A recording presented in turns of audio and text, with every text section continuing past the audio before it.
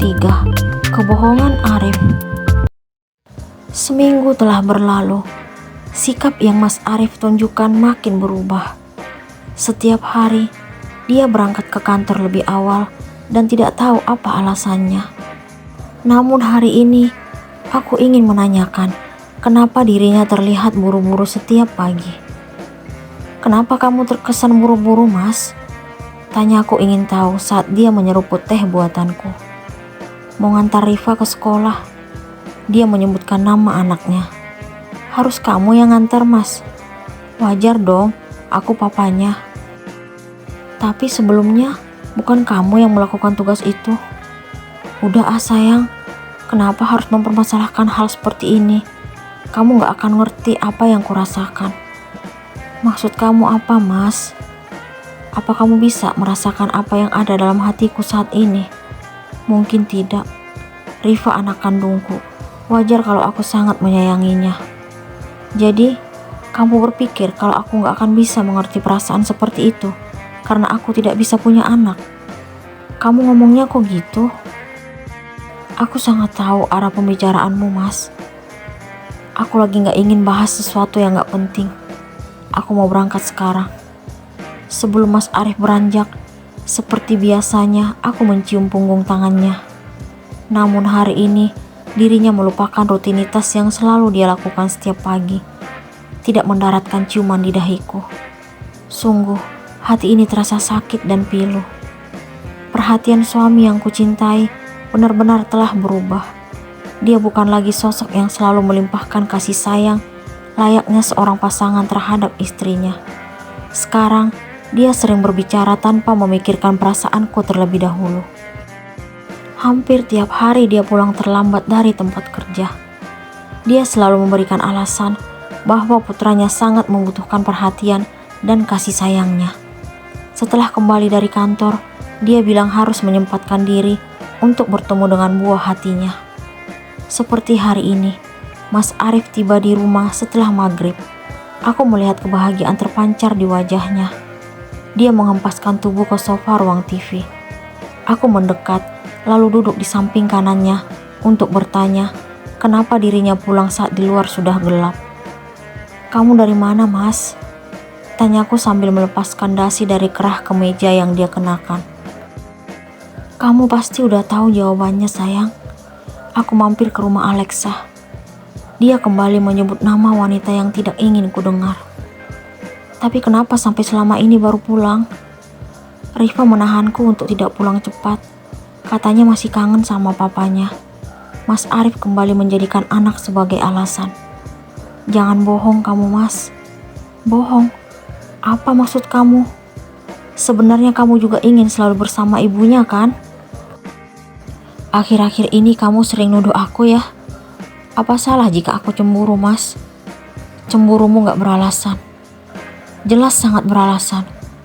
Bagaimana mungkin aku bisa tenang di rumah saat suamiku sedang bersama wanita masa lalunya di luar sana? Dia juga ibu dari anak hasil hubungan tidak sahnya." "Stop, aku gak mau kamu bicara seperti itu. Wajar kalau aku menyayanginya, karena dia sudah melahirkan anakku." "Kamu benar-benar berubah, Mas. Selalu berusaha menyakiti dan melukai perasaanku." Mas Arif tidak menghiraukanku. Dia justru memasuki kamar dan meninggalkan aku tanpa sepatah kata pun. Suamiku bukan yang dulu lagi, yang selalu memelukku setelah tiba di rumah. Dia berubah menjadi seseorang yang tidak aku kenal. Kasih sayang dan perhatian yang selama ini dia berikan telah terlupakan. Mas Arif lebih banyak menghabiskan waktu di luar. Setelah selesai melaksanakan kegiatan rutinitas setiap hari, dia lebih memilih bersama anak dan wanita masa lalunya.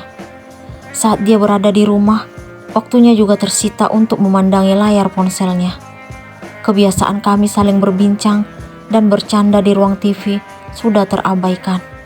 Mas Arif tidak pernah lagi menceritakan tentang kegiatannya di kantor.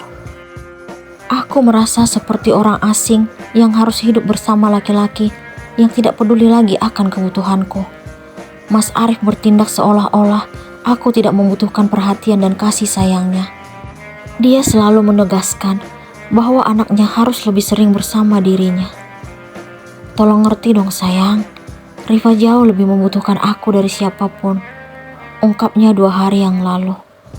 Tapi kamu tidak adil, Mas. Kamu sekarang tidak peduli lagi padaku. Jangan manja ah. Apa, Mas?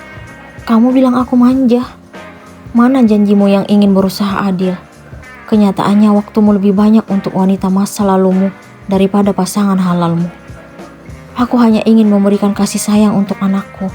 Aku harap kamu bisa ngerti. Hampir setiap hari perdebatan terjadi. Selalu anak yang dia jadikan alasan. Padahal aku tidak tahu apa yang Mas Arif lakukan di luar sana. Bagaimana mungkin aku bisa tenang membiarkan suami yang kucintai harus bertemu dengan cinta pertamanya? Aku tidak percaya jika mereka tetap biasa saja kalau sudah sering bertemu. Tidak menutup kemungkinan bahwa rasa yang pernah ada akan hidup kembali. Aku tidak akan mungkin terima jika hal itu benar terjadi. Aku tidak kuat kalau harus berbagi cinta dengan wanita lain. Aku ingin mengetahui seperti apa wanita yang mampu membuat Mas Arif melakukan hubungan tidak pantas di masa lalu. Padahal saat kami masih berstatus sebagai kekasih, dia tidak pernah menginginkan sesuatu yang terlarang. Dia bahkan berusaha menjaga kehormatanku hingga kami resmi menjadi sepasang suami istri. Sebulan lamanya, aku dan Mas Arif merahasiakan keberadaan wanita masa lalu dan putranya dari keluarga. Pernah suatu hari, dia ingin jujur dan mengatakan kebenaran kepada orang tuanya. Tetapi aku melarang karena tidak ingin terjadi sesuatu yang tidak diinginkan. Aku harus jujur ke mama dan papa. Mereka harus tahu kalau aku memiliki anak kandung. Aku juga ingin menyampaikan bahwa Rifa alasan kenapa aku tidak bersedia mengadopsi anak. Hatiku sakit saat Mas Arif mengutarakan niatnya itu. Tapi aku belum siap, Mas. Aku takut jika orang tuamu memikirkan sesuatu yang tidak kuharapkan. Aku gak ngerti maksud kamu.